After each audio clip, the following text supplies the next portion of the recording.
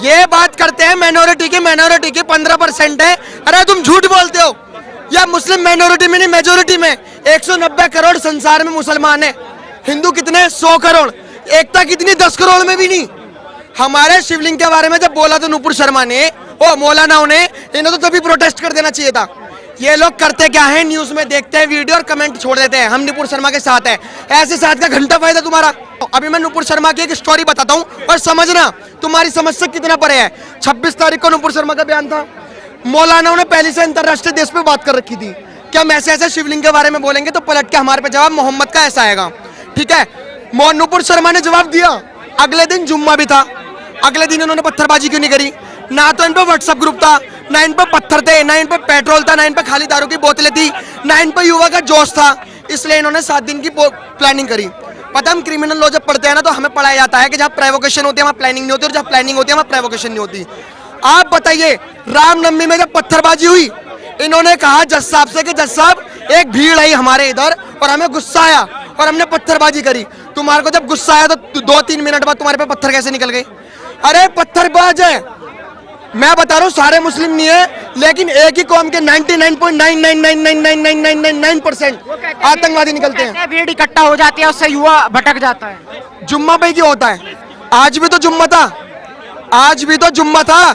ये भड़काते हैं मौलाना। सबसे बड़ी बात, केस ठोक दूं इन मौलानाओं पे। ये मौलाना भड़काते हैं, ये युवाओं को भड़काते हैं। इन्हें पता है मुस्लिम की आधे से ज्यादा कौम अनपढ़ है, जो बोलोगे वो कर देगी, इसलिए भड़काते हैं मौलाना। कहते हैं मुस्लिम डरा हुआ है, डरा हुआ मुस्लिम दिखाई दे रहा है। ये डरा हुआ है, ये डरा हुआ है। आज कतर की गोद में जाके बैठ गया। एमएफ हुसैन को जानते हो भाई साहब आप? एमएफ हुसैन वो था जो भगवानों की नंगी तस्वीरें बनाता था। 2006 में नंगे पांव भागा। 2 कौड़ी का इंसान, 2 कौड़ी का, आज कतर में जाके 2010 में सिटीजनशिप दे दी। मैं तो मोदी जी से भी गुस्सा हूं। कतर ने जब बुलाया था तो मोदी जी को एक सवाल करना चाहिए था कि तुमने एमएफ हुसैन को नागरिकता क्यों दी? क्यों दी? ये अपने आप को बेचारा बताते हैं।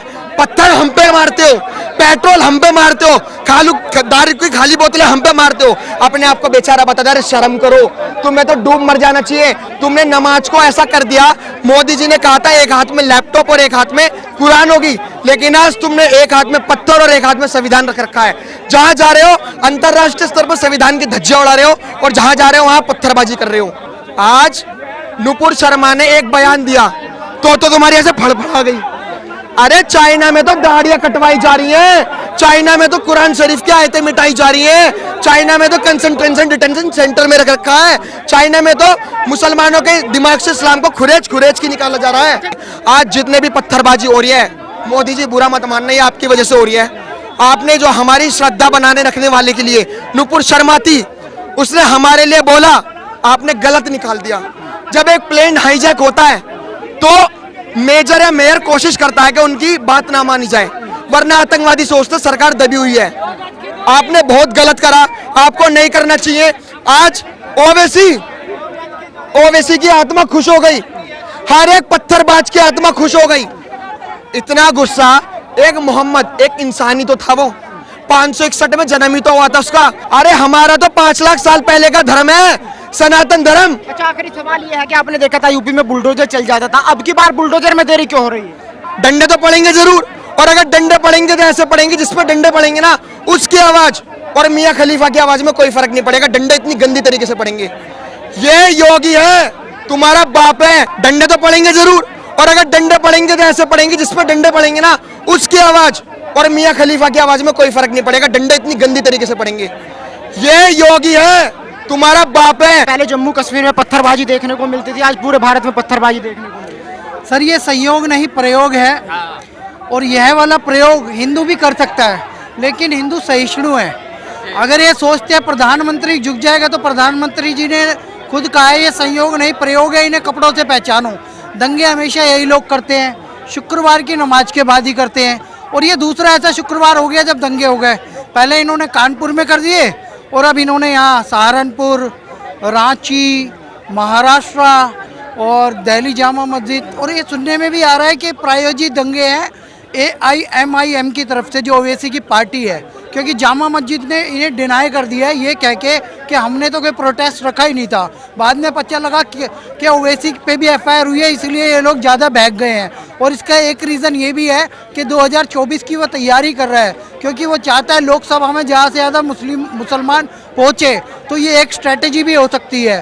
तो सर एक छोटी सी बात कि अगर उस लड़की ने कुछ गलत कहा है तो कहीं से कोर्ट करके कहा है, वो सब जुडिश हो चुका है मामला, और उसने उसके बाद ट्वीट करके माफ़ी भी मांग ली है, तो तुम्हें माफ़ कर देना चाहिए।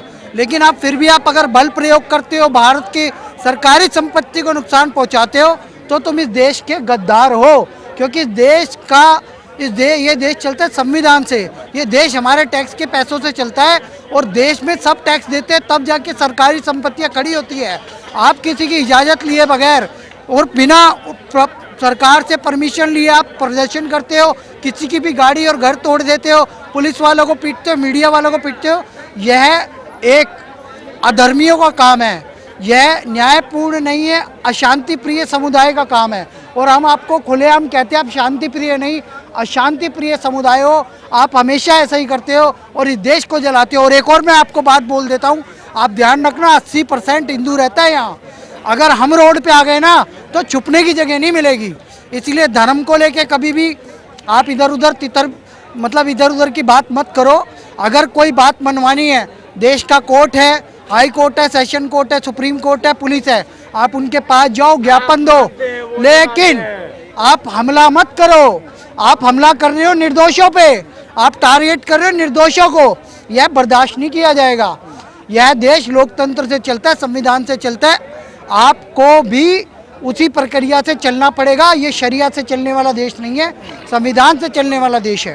क्या कहेंगे जिस तरीके से आज पत्थरबाजी पूरे भारत में देखने को मिली? देखिए पत्थरबाजी ठीक है, अपने घर का मैटर है, ठीक है, जो है ठीक। हमको जो ये लोग खुश हो रहे हैं ना, गल्फ कंट्री, ये बताइए 50 साल पहले ऊँट पे चलने वाले लोग, गधे पे चलने वाले लोग आज हमको सिखाएंगे? हैं? हमको तो इस बात पे दुख लग रहा है। पत्थरबाजी के ठीक है, अपने में हम लोग झगड़ा करेंगे, अभी हमारे आप घर के ना, तो हम अब जमीन के लिए विवाद अपने भाई से करेंगे, मगर ये बताइए हम अब तीसरे बगल वाले घर को क्यों बुलाना चाहें? हमारे बिहार में कहावत है, घर टूटे गांव लूटे, गांव टूटे जवार लूटे। तो अब ठीक है, घर में लड़ाई कर, तुम ईस्टर्न का मतलब ये सेंट्रल मिडिल ईस्ट को क्यों सपोर्ट कर रहे हो? इस्लामिक देश वाले को सपोर्ट करोगे, तुम हिंदुस्तान के मुसलमान, ठीक है, हमारा तुमसे मतभेद है ना, है, तुम उधर को काहे ला रहे हो? काहे ला रहे हो भाई? तुम इंडियन हो ना, तो काहे उधर के लिए खुश रहो? साला इस्लामिक देश है, बनाना चाहते हो तो इस पे भी आ जाओ, बराबरी पे हो जाए हिसाब। छुपने का जगह नहीं मिलेगा जिस दिन दिमाग खराब हो गया।